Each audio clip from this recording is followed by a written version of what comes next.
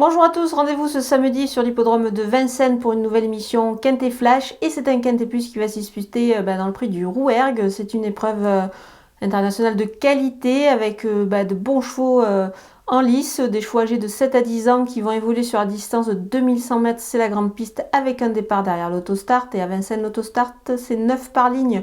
Un lot, comme je l'ai déjà dit, de qualité. Sans dire que la course est facile à déchiffrer, loin de là, mais on peut, je pense, s'appuyer quand même sur des bases assez solides avant le coup, et on voit tout ça avec mon analyse.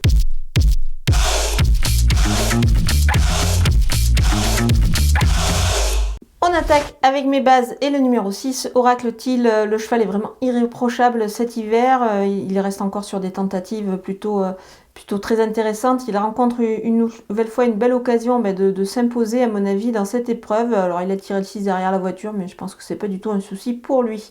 Le numéro 3, Gaspard de Brion, on le connaît bien ce cheval-là aussi. Il a gagné en début d'année sur ce parcours. Il trottait en 1,11,7, c'est pas mal du tout. Depuis, il enchaîne évidemment les bonnes performances. Il sera encore dans le coup.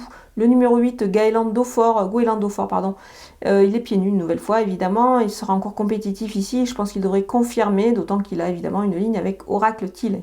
Les opposants avec le numéro 1, Fakir de Mahé. Le cheval revient sur une piste qu'il apprécie particulièrement.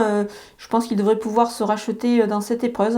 On peut lui faire confiance. Il a tiré le 1 derrière la voiture, c'est pas mal du tout. Donc voilà, on va le surveiller de très près. Le numéro 2, Fakir du Ranch, lui aussi est pas mal placé derrière l'autostart, puisqu'il a hérité du 2, ce qui est plutôt un bon numéro. Alors certes, il a plus de références sur des distances un petit peu plus longues ces derniers temps, mais attention à lui.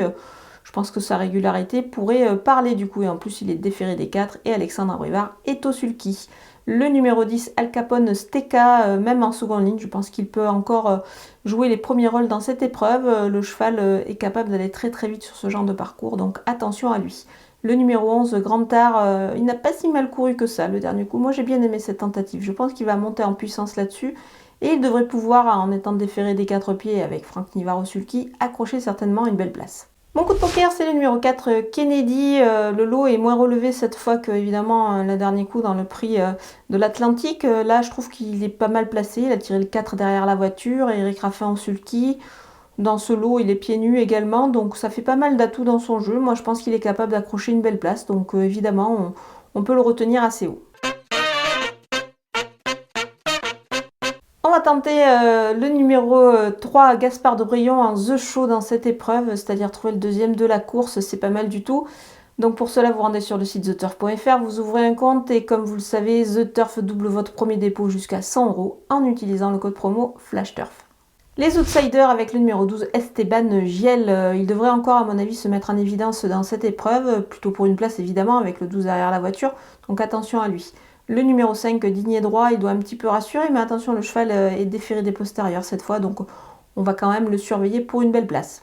On termine avec les délaissés et le numéro 13 de la Chenevrière, qui, à mon avis, sa tâche me paraît un petit peu compliquée dans cette catégorie-là, donc je vais m'en passer. Le numéro 7, Éveil du Châtelet, il est encore ferré, donc on va attendre évidemment ses prochaines sorties pour le retenir, notamment ses sorties sous la selle. Le numéro 9, Fulton, c'est également le cas. C'est une deuxième course ici après une très longue absence. Il est ferré encore une fois. Donc voilà, on va attendre évidemment, je pense, le prochain coup.